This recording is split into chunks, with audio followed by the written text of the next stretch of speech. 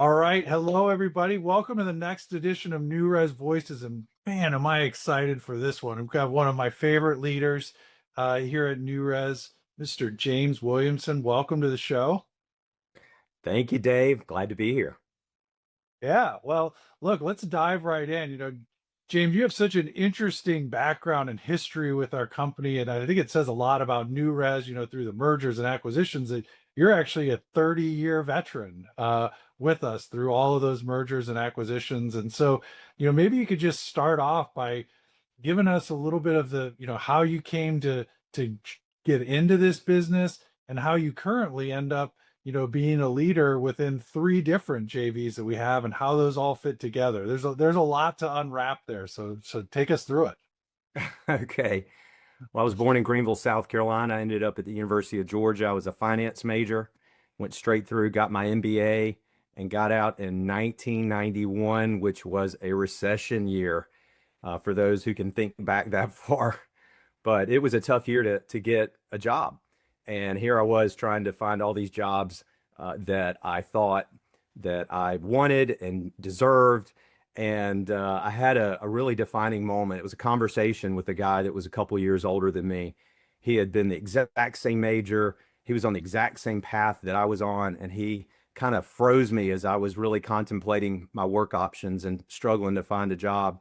He said, "Hey, I did exactly what you're saying that you wanted to do, to work for a big bank, to put on that suit, to go downtown, 9 to 5 every day and work for that 3% raise."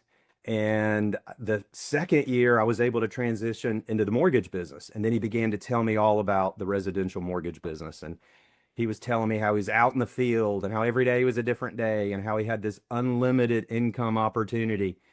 Um, he was able to learn all about all aspects of business, sales, marketing, public speaking, using his creativity. And then he was telling me how fun it was on top of all that. And did I mention the unlimited income opportunity? Because he mentioned that about 3 times. And so I still put that on the back burner. I did interview with his company. He was in Charlotte. I was in Atlanta. They had an office in Atlanta. Everything fell off my board. Everything that I was wanting and pursuing fell off. And next thing I know, I'm going to work for Bank Boston Mortgage Corporation in 1991. But once I got going in the business, I never looked back. There was something that they offered that I was able to really latch onto. They're kind of the mascot for the company was the Eagle, and they had something called the Eagle Club, and they really were cutting edge with technology, and they'd taken their first generation of laptops, and they had reprogrammed them for real estate agents, and then they had given the loan officers a tool to go into a real estate office and train the agents around this technology. And most of the loan officers weren't doing it and they were ignoring it. But I really latched into it and I found a particular Remax office and got in the door. And next thing I know, they let me speak at their meeting and I was able to sign up 2/3 of the agents in this big Remax to spend time with me. And so for like the next 4 to 6 months, my focus was on training agents how to use this program in their office that they never even actually used. But what a valuable time for me to get to know everybody in there. And little did I know, this company, this Remax, was talking with Shelter about a joint venture. I didn't even know what a joint venture was at this point. But after I had been at Bank Boston 3 years, the owners of the Remax connected me with Shelter, and they offered me to come in to this joint venture that was launching and be the loan officer for it. And I was a loan officer in that office for 23 years. I was able to, along the way, eventually shift into sales leadership. And there was a gentleman who actually who started Shelter in Atlanta in 1993. His name was Richard Sissom. He was about 30 years older than me. So when I was starting in my 20s, he was in his 50s. And I was able to gradually replace him over a long, long period of time. It was an incredible story, a really beautiful thing. But as he gradually phased out altogether and into retirement, I was able to phase in. So I went from being a loan officer to building up a team to being a sales manager to being the president of the company. It was a long Yeah. story that took a bunch of years, but that's kind of how it played out. And I love that part, how you really embraced the technology that other people didn't. And it sounds like it, allowed you to differentiate yourself with people, but also probably sharpen the saw in your understanding of the business, because those kind of things tend to challenge us to learn more. And, that's something we talk about with a lot of guests here on the show, is just where is technology going, and, not being afraid of it, but rather embracing it.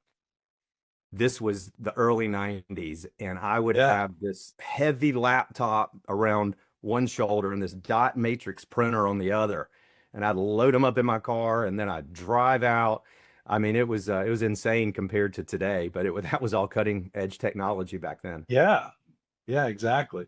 Um, well, look, I mean, like you said, you came into Shelter, and from that, you've continued to grow the business, and there's three different JVs that you're a part of. And I think there's probably a lot of people listening that, like you said, you didn't know what a JV was when you originally started as a loan officer. Kind of walk us through, what is a JV and what's the difference between the three that you have? Absolutely. JV stands for joint venture. In my case, in my story, it was a joint venture between that Remax office and Shelter, where both entities owned a percentage of it. So when I joined Shelter in '94, really from that time, really the Richard System had started the company in '93. So from '93 to 2008, Shelter was a JV launching machine. We launched a bunch of joint ventures. I'd say over 20. It was much easier to launch a joint venture in that era than it is now. So it was a lot cheaper, and we didn't have them all set up at once. Some would fade out, and then we would find some others, and they weren't all with real estate companies. Some were with builders, some were even with community banks. When it all hit the fan in 2008, I think we had 6 Remaxes, 3 builders, and 3 community banks at that time. And Richard System was over all of that. I was still just really focused on my particular Remax office, but that all changed, and it changed drastically and quickly. Yeah, obviously 2008 came. Here's the Great Recession. We're having to all reinvent our business. All these joint ventures fail except for one for us. And in 2010, we reinvented our model as an MSA model. And I was able to go out from my comfort zone, from the joint venture that I was a part of, into another real estate office and sell them on this MSA model. It was the first MSA that our company had done, that Shelter had done. It was with a Keller Williams office that is in Decatur, Georgia. Um, it took me And just six. real quick, James, Yeah, what does MSA stand for, and kind of quick primer there? absolutely. Marketing Services Agreement. And so it is a lighter version of a joint venture. There's no capital involved, and it's basically where a lender is going to be buying advertising from a real estate company, in this example, to be their mortgage partner and to have the opportunity to be a part of their office and in their office. But you are purchasing advertising, they're selling advertising. You have to create an advertising agreement. And so that's what we were able to actually sell in 2010, and what we were able to build. And it went really, really well. It went so well that immediately it led to a second Keller Williams office as a part of that group. And then the next year, a whole different Keller Williams group that was in Atlanta called me. I didn't even call them. I was just focused on what we were trying to build. They called me and said, "Hey, we heard about what you're doing in this other group." And next thing you know, we are in a little competition in one of their offices, which we win, and we're in their office. They have 3 offices, this group. We went in one of their offices in 2011, one in 12, and one in 14. The 12 office, we were able to pick up Kathy Vitale as a loan officer who was already associated with that office. That was a big recruiting moment in time for us, because that group, it's called the Keller Williams Georgia Legacy Group. That group went on to be not only a big successful group, but fast forward a whole bunch of years, we were able to launch a joint venture with this group just a couple of years ago, which is called Onward Home Mortgage. So you've already heard the initial background of Shelter Home Mortgage and how that goes back 30 years. We launched Onward Home Mortgage, where Shelter's a partner, and of course Newrez, Shelter/Newrez is a partner, and this Keller Williams Georgia Legacy Group is also a partner. That has quickly sprung into the #1 joint venture for Newrez throughout the country. It's not it seems like a story. It launched 2 Julys ago, so not even 2 full years ago. It seems like we went from the bottom to the top very, very quickly. We did, but hey, there was a 10-year ramp up, more than a 10-year ramp up of where we had hired the right people. We had grown teams. We were ready for this moment in time, and we were ready to win out of the gate. You mentioned, Dave, there was being a third brand. Our third brand is called Sanctuary Home Mortgage. It's led by Glenda Snyder. And Sanctuary Home Mortgage is another joint venture where we partnered with another real estate company in town, Atlanta Fine Homes Sotheby's International Realty. Just an incredible organization in Atlanta. The president of that organization was able to connect with Al Miller, who was working for Newrez at a national conference. And Al had shared with him the concept of the joint venture. David got interested. David called me in Atlanta in 2018.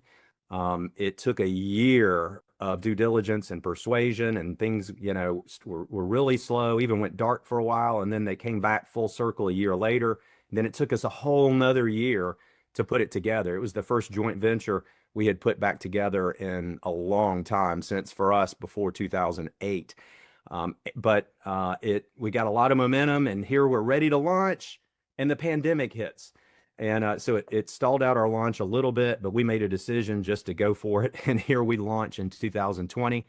Lots of mortgage business going on in 20 and 21. But you can imagine how difficult that then became 22 and 23. You can also imagine how difficult it would be to launch a joint venture where you're taking some loan officers and putting them in new offices where everything is being done via Zoom. And you can't even go into the office and personalize people. But those are our three joint ventures. Those are our three brands: Shelter Home Mortgage, Onward Home Mortgage, and Sanctuary Home Mortgage. Yeah, and so like you obviously have, like you said, turned out JVs as a machine at times, and sometimes it takes a year. So, one common thread I hear there is building relationships. Making sure that it's going to be a good partnership. What are some of the other things when you think about the things that I guess get discovered through the due diligence process, or what do you find makes a great partnership with a JV or prospective JV? Yeah, when you'd mentioned this to me, it really triggered a book that I wanted to share. And the Yeah. book is called The 7 Levels of Communication. Hopefully you can see that when I'm holding it Yeah. up. But there's just one chart from the book that I'm going to share on the screen right now, because it is one of the, can you see that okay, Dave? I can. Awesome. This pyramid is a really, really cool teaching tool. So what it's basically saying is that if you're going to build a relationship with really anybody, but in our example here, we're talking about a loan officer with a real estate agent, there's lots of different things that you can do. Here the chart shows, you can different types of advertising. You can send direct mail, you can send email, you can send somebody a handwritten note, you can make phone calls, you can speak in front of groups, you can have one-on-one meetings. We can think of a whole bunch more things, but this is sort of a simplified version. And I love how the chart says here on the bottom, you've got, if you will, the information zone. These are necessary means of communication, especially with groups of people. But if you want to live in the influential zone, and you want to really move the meter in your business, and you want to create relationships and build those relationships and sustain those relationships, then you are going to get there only by living in the influential zone, where you are picking up the phone and making phone calls, where you are speaking in front of groups, and where, most importantly, at the very top of the pyramid here, you're getting face-to-face with people. You're getting one-on-one. As a matter of fact, you're using these other two means, the phone calls and the events and seminars, as opportunities to get one-on-ones. So the more that you can do, more phone calls you can make, more that you can get up and speak in front of groups of people, you follow up afterwards to try to get those one-on-one appointments. In terms of building building relationships with agents, that is the most effective lesson that I ever learned. And it is powerful. Just a few other ideas along these lines. I think it's important to be different. There's an opportunity in this era that we're in that really didn't exist when I was coming up as a loan officer. You can learn a lot about somebody in a short period of time. They've got bios all over the place. Of course, social media, they're going to tell you what their favorite things are. So instead of being the loan officer who's just going in there talking about rates and programs and products, to build relationships, learn about the person that you're pursuing, really get to know them and find out what their emotional hot spots are. What is going to be most important to them in their lives. And I'll just give you an example, Dave. Just this morning, in just one email with you, so that's how simple it really became, and doing a little bit of research, I was able to learn that your passions are, you've got a number of passions, but a couple of the ones that are going to show up at the very, very top are your kids and fitness. Yep. And so going a little bit deeper on that, I can follow up with you. I have the opportunity now. I could send you an article, a video, a book, something around the Peloton, something around swimming, something around your son's interest in basketball or your daughter's interest in chalk art.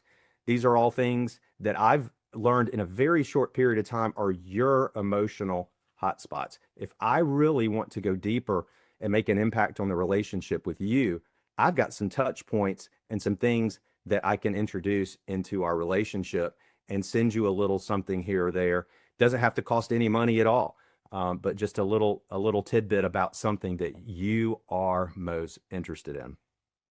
So those are a couple. It's so true, right? Because it's like, so many times as salespeople, we default to, and I've seen it 100 times as you have of the email with 50 bullets about product points and things like that. And it just skips right past the relationship or things where people would actually want to learn about those things. Because generally, most of our relationships are built on trust and collaboration, not, oh yeah, I remember seeing that, 27th bullet around the guidelines.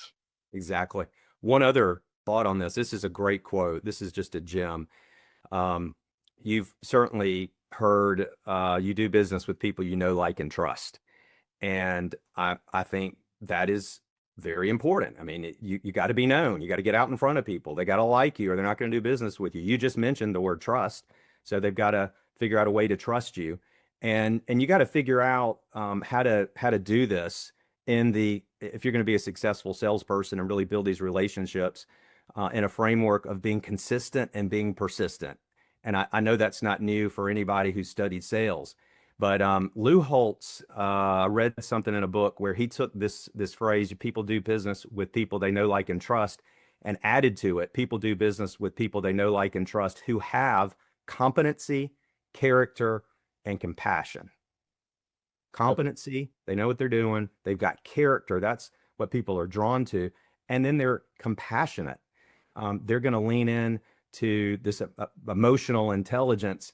And so being consistent, being persistent, and being compassionate in a relationship will get you far. That's right. Yeah. I mean, it's still a people business. And, as much as we talk about all the great things that AI as the most recent kind of technology, I think that's going to just help people be more efficient. You referenced doing research on me. I've seen a lot of stuff online about how AI can help you quickly aggregate and know more about somebody before you call them. But ultimately, the most important thing is calling them and talking to them. The technology can help us, but it's going to accelerate relationship development for those who learn how to do it. So, Absolutely. But, everybody talks about right now, it's a higher for longer for rates, and it's a tough market and all those kind of things. And yet your team continues to grow and have aggressive plans for outperforming the market in really kind of exciting ways. So, how do you think about that? How do you talk to your team about that? How do you set goals that, we're not going to accept it's a tough market. We're going to make it a great market and exploit the opportunities. Yeah. That's been a tough one over the last few years. And certainly prior to 20, in a more normal market, we had our disciplines around that, coach people up or coach them out, and then go through this craziness where you double the size of your team in a few years because you have to, because there's this abundance of opportunity. And then everything starts going the other way. And then you got too many people and you're having to have these tough conversations. And after a few years of sort of right sizing, maybe it's normalized somewhat. It still doesn't feel like a totally normal market. I would say there's a number of things that we've tried to do, and I'll just say we certainly haven't done everything perfect. It has been a challenge. Um, I'd say there's people that we've hung in there with. We've been patient, tried to really understand what was going on, not always rush decisions, not always, coach somebody out before really understanding if there's something there that you might can still work with. I mean, let's face it, it is a survivor's market right now. So what I mean by that is in my world, you've got surviving loan officers calling on surviving real estate agents. And so we've had to be very specific in how can we partner with the survivors. And it's really led to a lot of thinking outside the box. Mark Van, he leads the sales effort for our team at Shelter, and he's been a great recruit for us. Just hit his 1 year anniversary, and he's come in with some new ideas, and he has been able to infiltrate three top teams in his market just in the first half of this year. This is really, really big deal. These are really big top teams, and he's done it very creatively. One of them, we've started getting involved with their client appreciation events. There was something that presented an opportunity there to be able to have some participation in that. There was another instance where he was able to get to build a relationship with one of the agents on the team, and he utilized that to be able to meet the top agent and then to be a part of the whole team. And then a third example, we've had to really get more involved and intentional around the builder business, which isn't something we've done as much of, but he's gotten in and learned that. And there's a particular team that we're in with now because of what we're offering in a very creative manner. There's a lot more detail around that, but that's just a great example. We've also had to shift some people around a little bit. And we haven't always got this right. And there's some people that had to be coached out for sure. But I can think of just a great example. We have a bilingual loan officer who was, in essence, working for Shelter. There were limited opportunities for him, and we've shifted him to Onward. And now he's got a lot more bilingual opportunities. And we think this is going to shift a loan officer who was struggling and near that, coaching out into the spectrum into success. Yeah. For me, probably the best material that I've ever learned around this came from this book, a Covey group book, Yeah. Four Disciplines of Execution, and just understanding what lead measures are and coaching our team towards lead measures and measuring those. So lag measures versus lead measures. Lag measures, all your metrics, all the numbers that you measure them constantly. How many closings did you have? How much volume did you have? What was your capture rate? How many apps did you take last week? How many credit reports did you put, et cetera, et cetera, et cetera. All these things that you're measuring look backwards in their lag measures. Lead measures, which you learn is really the second of the disciplines, is looking forwards. And it's beginning to measure, going back to that other chart I showed, how many calls are you making? How many appointments are you setting? How many groups are you speaking in front of? How many groups are you speaking in front of people? What are you doing the most important things that are going to ultimately drive the lag measures? And probably the most creative thing that we've done internally around this is create something that I call win the week. Win the week. What does it mean to win the week? Well, win the week, you write out 3 to 5 things that are the most important things that that you need to do to be successful. And there's a whole exercise I'll do with somebody to flush these out. But at the end of the day, and by the way, it was 3 things. I've expanded a little bit because I love the idea of some of the things being personal. So you might have somebody who says, I'm trying to make 50 outbound sales calls this week. I'm trying to have 8 one-on-one face-to-face appointments with a real estate agent. I'm trying to speak at 3, events in front of groups of people. I'm trying to work out 4 times a week, whatever that means. I'm trying to, read a book a month, whatever it means, whatever they've identified as the most important things to win the week, to identify those, to write them down, so important, to do it concisely, to memorize it, and then to share it and ask somebody to hold you accountable and to be hyper focused on those 3 to 5 things rather than all the other things that you can do. So that if you can't do it all. It's such a busy world, and many of us are married and kids and so many interests and so much going on that it's impossible to do everything. So if something's getting cheated in your business world, make sure it's not those most important things that you're doing. So Right. figure out how to win the week and then do it. So just to put the cap on that, James, so people share what their goals are, what their commitments are to win the week. Is there a Friday afternoon kind of check-in, or how do you put the accountability side on that? Absolutely. Once a week, they will send their results to their sales leader. And then once a month, everybody copies me. And I've got great little Excel spreadsheets and things of that nature that they keep up with. If you get a salesperson hyper focused that they're going to make 50 calls this week, period, and that they're going to have, 1 or 2 face-to-face appointments this week, and they're going to speak in front of a group, and then they're going to do their physical exercise that they need, that we want them to do to stay balanced in Right. the right mindset. You are talking about change. You are talking about results. That's right. And look, I mean, we talk about this a lot of just the behaviors, the habits are what create career and results. And so, doing those things consistently, nobody will deny that going to 5 open houses every weekend, for example, if I do that 20 weeks in a row, good things are going to happen. Good things But are going to happen. people, fail to hold themselves accountable to do it and find other things, and then they're surprised or disappointed, I should say, 20 weeks into it, that they're not closing more loans. And so, I think that's awesome that you've created a framework where people are focused on the things that I can control this week, and then, having somebody to hold them accountable and to cheer them on. So much about teamwork is someone saying, come on, let me help you with this. Here's what worked for me this week. So I love that you've created that within your team. Love it. Learning about lead measures and how to focus on those is a game changer. Yeah. So we're talking about measurement, and just another thing that I love about James Williamson is all the goal setting and kind of the public goal setting. And I remember the first time I came down to Atlanta and was able to be a part of your team meeting, and you had such a disciplined way of viewing what the goals were by the different teams and how they were doing against those goals at that point in time. So can you talk a little bit about 2025? What are the top couple goals that you've set for yourself or for your team? And how are you kind of making sure that you're making that incremental progress to achieve them come December 31st? I love it.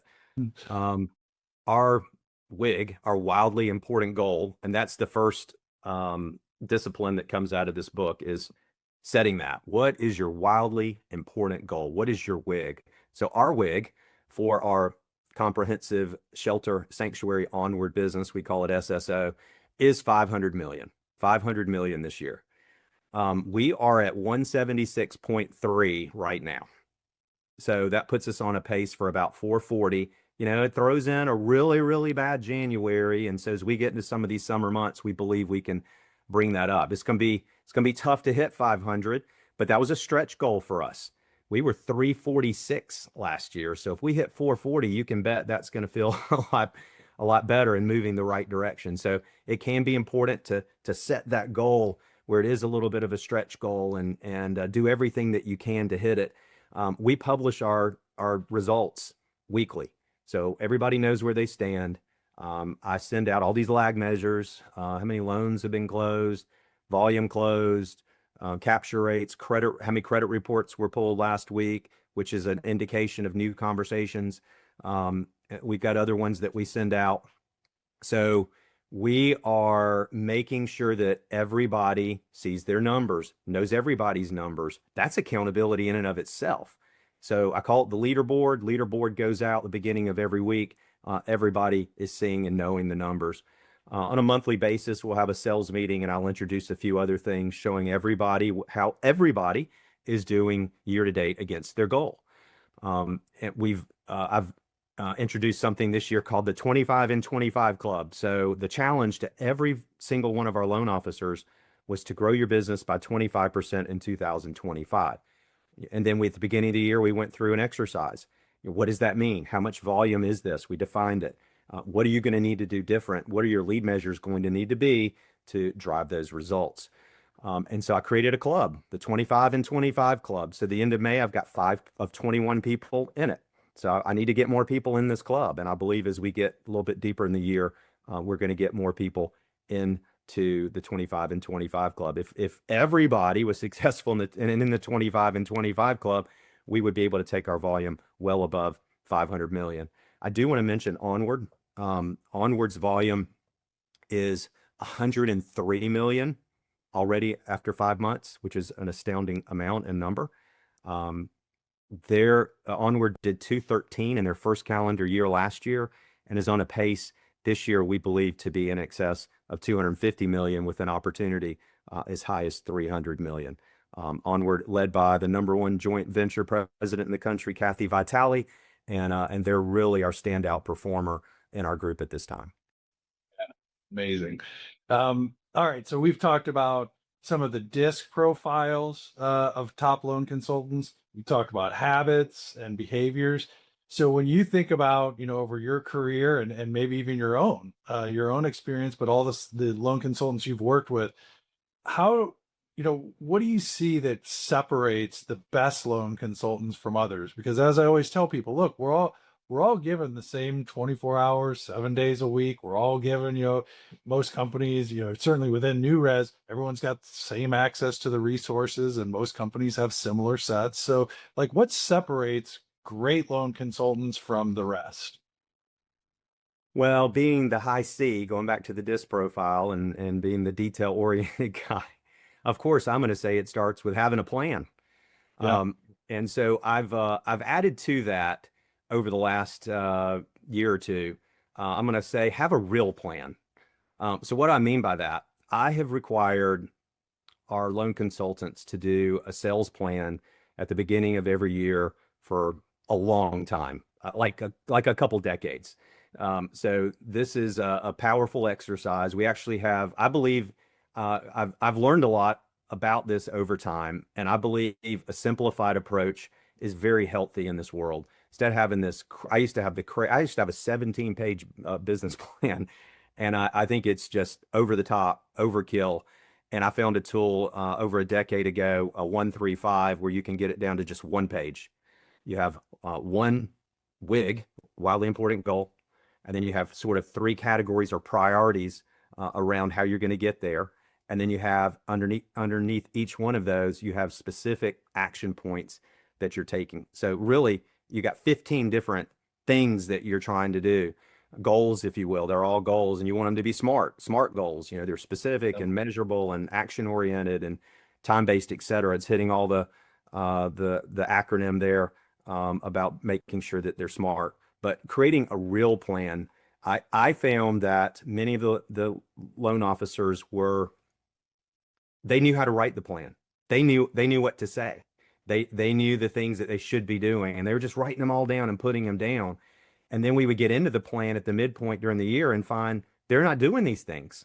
That's right. So the challenge over the last couple of years is, hey, don't put it down there unless it's something that you're really going to do. Create a real plan, actually do the plan, and introduce accountability around the plan. So the accountability needs to be vertical and horizontal. Vertical, you need to be sharing it with your sales leader. I ask for all the plans to come to me, and none of those people are direct reports. So they all have a person to go through first. And then peer accountability. Find somebody that is in your similar shoes, in your similar space, that you feel comfortable with and that you can share your plan with, and they can hold you accountable and you can hold them accountable. And I've also learned to hyper focus. Instead of 15 different things that you're trying to, to do, there's a lot of those that you just naturally do. And then there's the ones that are the most important things. They're the things that you don't, that you're not doing, but are going to have the most impact if you start doing them. And to be able to circle those things, and those things sort of get, as you can already connect the dots here, become part of your winning the week. And if you can Yeah. hyper focus and just find those, 2, 3, 4 things that are most important that you need to be doing and make sure those get done each week, that's going to lead to results. Yeah. Love that. So, we've talked about kind of your 30-year progression within the joint venture space, and really you've never moved in 30 years. It's just kind of things have built around you, and mergers and acquisitions and all these kind of things. So you've had this unique catbird seat to see different structures, different ways of approaching success, different ways of building your business. Certainly, is there anything that stands out to you as being the Newrez difference? Now that I guess, I don't know, how long have you been affiliated with Newrez? Is it 4 or 5 years, or? It's longer than that. Well, yeah, it goes back to 2018. Okay, so 7 years almost. Okay, so is there anything different about the way Newrez supports a joint venture than maybe other companies do, or things that stand out to you that have been particularly unique? Yeah, and I'll mention, Dave, that I will have been with Shelter 31 years as of Friday. Amazing. I think it's a world record. Who's been at the same residential mortgage company for 31 years? I know. Well, and I had the privilege of being at the celebration for you last year for 30. Which was amazing to see, the people who've been part of your career, your life, all come around and rally. So it's Yeah. amazing. Thank you for that. Newrez. So in that 30 years at Shelter, we've had a number of different parent companies. If you added it all up, it's about 5. And so when we basically were purchased into Newrez as Newrez launched in 2018, and Newrez, we're at the best place that we've ever been in terms of a parent company and in terms of the partnership that we have with Newrez. So why? I think it just became clear to me in a moment this past January, Dave. We were together in Vegas. We were having a leadership conference for a few days there, and we were all going in and out of sessions for several days. And I had a few of my teammates there that were with me. And I remember reflecting on that as we were leaving, and we talked about the people. We talked about the people that were in that room. It was strong. Between every session, you're interacting with people that you like, that you have confidence in, that you want to do business with, and then you get to know them better over time. Without question, it is the people. It is a very, very strong group of people that have been assembled. I followed up with our CEO, Baron Silverstein, afterwards and sent him a little note that said just that.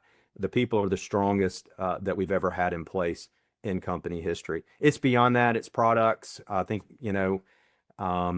a lot of times salespeople think it's products, or they know it's not the products, but we're the strongest place that we've ever been with products and programs. To have something like Smart Series, which is a non-QM product line, in place and be able to do them in essence directly, and for us to still be able to control the process and not have to broker it out, where we can close on time, which is so important to us, is huge.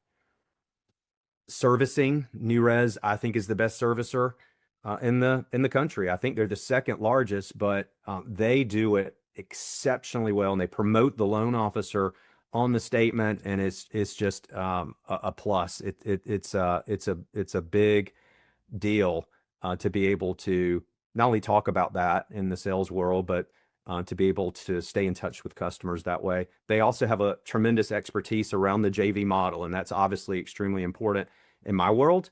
And the company Newrez is a leader in the joint venture space. Lastly, culture. The number one core value at Newrez is care fiercely. Here's just a real quick story, fresh from this past Friday. It's after 5 o'clock. One of our loan officers is learning that an appraisal's due in that day to satisfy the contract and it's not there, and he's very frustrated. There's an email trail that lasted from a little after 5 till about 6:30 where 4 or 5 different people affiliated with Mm. Newrez jump in and help and try to make all this happen. And the last email in this trail is back to the loan officer who had started off the panic and just thanked everybody and said, wow, what a demonstration of caring fiercely. All you guys late on a Friday cared fiercely to get this done, and how grateful he was. So I'm going to begin on that answer with people and end with culture. Yeah, I love it. I love it. And I think, like you say, the caring fiercely is kind of the cornerstone of all of it, of having people who are just deeply passionate about what we do and supporting each other. And I think, like, when I think about the leadership conference, it's just I think a very unique kind of team that we have, because there's so many folks who've been put into the mixing bowl, if you will, from all these mergers and acquisitions. So we've had to get to know each other that way, and then we've hired some incredibly talented people to fill in gaps along the way. And I just feel like we're really starting to hit our stride now of like coming together of all those different pieces and figuring out who we are and how that's different. And like you said, it did seem to kind of crystallize this past January a little bit, and there's just a momentum building and a shared culture for that care fiercely. So yeah, it's really cool. Um, look at 30 years of history, and you started as a leader pretty early on in your career, 3 years into it, right, with the running the joint venture. Yes. Is that right? Yeah. So, a long period of leadership, and I'm sure, like myself, I can point to a lot of successes that I've had over the years that I've learned from in leadership, and look, a lot of failures, things that I look back on, gosh, I really fumbled the ball there, but I learned something from it and I changed for the better. When you look back at your history in leadership, what are what's the biggest change, or a couple, important changes that you've made, in your leadership style and how you execute every day to support? I had to learn to be an S. You're going to get sick of me talking about this morning. But the S stands for supportive, steady. And I'm naturally a high C and D. So I'm detail oriented, I'm very driven. And I wasn't naturally an S, but I've had to morph into this leadership role, not originating anymore. It's more the people business. I've had to learn to be an S. What does that mean? I've had to learn to be patient, to listen, to be calm, to focus on relationships, to really make the people that work for us feel loved. It's genuine, but sometimes we can be just so that you miss it. And so I've actually over time I've moved my S up from low to moderate. And one of the most impactful things that I do now is I'm a big proponent of one-on-one meetings with direct reports. So for those sales leaders and the ops leader, Karen Skiba, that roll up under me, I'm meeting with them regularly. So whether it's weekly, biweekly, or monthly, whatever the flow might need to be between in such a relationship, you got to find your flow, find what makes sense. But to have this predictable one-on-one and by the way, what you put on your calendar tends to get done. So I have, at the beginning of the year, I put these on the calendar for the entire year. You can see these one-on-ones are recurring for me every other week with these direct reports throughout the entire year. And I don't cancel them. We reschedule them. If things happen, and it's common that we'll have to move one, but we don't cancel it. We'll move it back a day or the following week or whatever makes sense. But it gives me an opportunity to sort of compile what I need to go over with them, and they're compiling what they want to go over with me. And yeah, sometimes we have to work in the business at the beginning of the call for a little bit, but we're trying to be as intentional as possible to work on the business in these conversations, and they're a difference maker for our organization. Yeah. Hey, look, I mean, I think that's right. They're just you learn over time as a leader how important those individual connections are. And, that I think doing one-on-ones allows you to loosen the grip, if you will, especially, for someone like yourself who has a high need for control and those kind of things. The more that you talk to people and you can understand, it's easier to for both sides, to have the confidence of, hey, I can let it go. And that's what the team members want as well, is to kind of own their world. And so, you can't have that without a regular dialogue and understanding how things are going. So, okay, so wrapping that up on the leadership side, James, like, um, who's the best leader that you've ever had? And you can name that person or not, but just thinking about that person, like, what made the best leader you've ever worked with the best and so memorable and impactful? Having been in the industry 34 years and with Shelter Newrez 31 years, you can imagine there's been a number of great leaders that I've been able to work alongside. And nobody's perfect. We all have our strengths and weaknesses. I certainly do.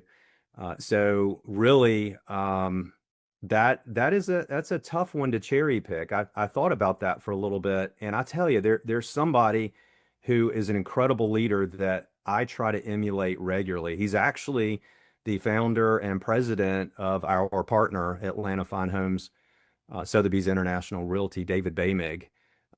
Just talk about somebody who's hungry, humble, and smart. I got one more book to throw at you today. The Ideal Team Player, Patrick Lencioni. And if you haven't read this, he defines an ideal team player as somebody who is hungry, humble, and smart. And hungry, humble, and smart emulates David for sure. Yeah. He emulates those things. So he's a balance of truth and grace at the same time. He's a likable, but he's also a looked upon leader.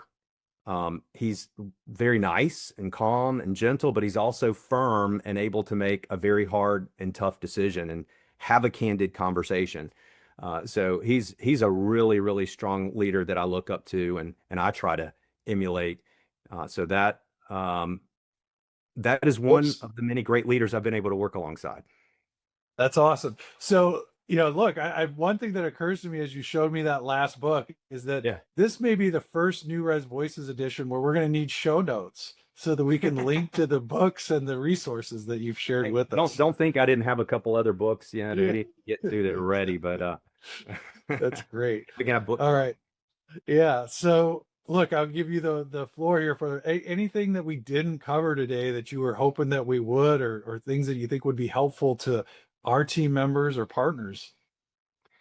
I would say really in terms of results and being successful, learning to be proactive. That's another Stephen Covey concept here.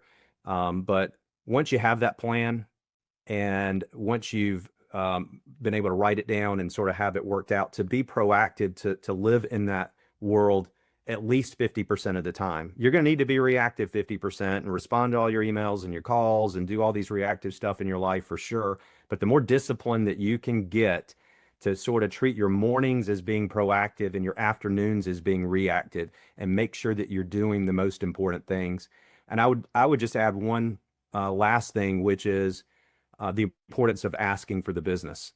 I have seen a number of great loan officers struggle with just being able to sort of get over that last little hump, and the importance of asking for the business. This young kid, Hunter Lee, that we've talked about, who's basically tied for number one in the entire channel in volume, and he's only 26 years old. You've never seen more of a master of asking for the business, just not scared to do it. And you're not going to get something unless you ask for it. So I think that's a good note to end on.